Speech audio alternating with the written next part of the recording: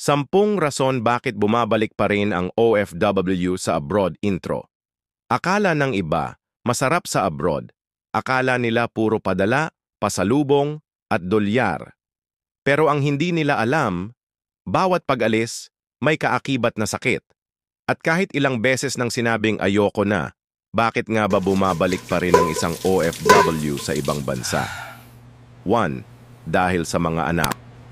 Kahit pagod, kahit luha, ang iniisip palagi, para to sa mga anak ko. Hindi pwedeng tumigil kasi sila ang dahilan ng lahat. 3. Dahil sa pressure ng pamilya. May mga pamilyang umaasa lang sa'yo. Yung tipong kapag umuwi ka na, parang wala ka ng silbi sa kanila. 4.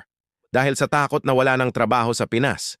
Sa totoo lang, mas mahirap ang buhay sa Pilipinas. Walang kasiguraduhan. At least sa abroad, kahit mahirap may sahod. 5. Dahil sa pag-iipon na laging nauudlot. Kahit ilang taon na, wala pa ring ipon. Kasi padala dito, gastos doon, emergency sa Pinas. Kaya balik ulit sa simula. 6. Dahil sa mga pangarap.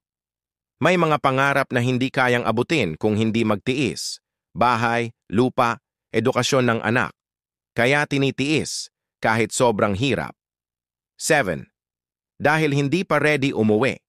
Hindi pa ready harapin ang tanong na, anong plano mo ngayon? Mas madaling magsakripisyo kaysa makaramdam ng pagkatalo. 8. Dahil sa hiya. Yung bumalik ka sa Pinas na walang naiuwi. Nahihiya kang harapin ang mga taong umaasa sa'yo. 9. Dahil wala nang ibang aasahan. Walang partner. Walang katuwang. Kaya kahit pagod na ang katawan, lakas ng loob na lang ang baon. 10. Dahil sanay na. Sanay na sa lungkot. Sanay na sa layo.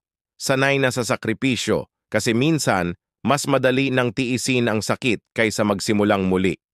Ang OFW, hindi lang basta nagtatrabaho sa ibang bansa, nagsasakripisyo siya para sa kinabukasan ng mga mahal niya sa buhay. Kaya bago mo husgahan, bago ka humingi ng padala, tanungin mo muna, kumusta na kaya siya?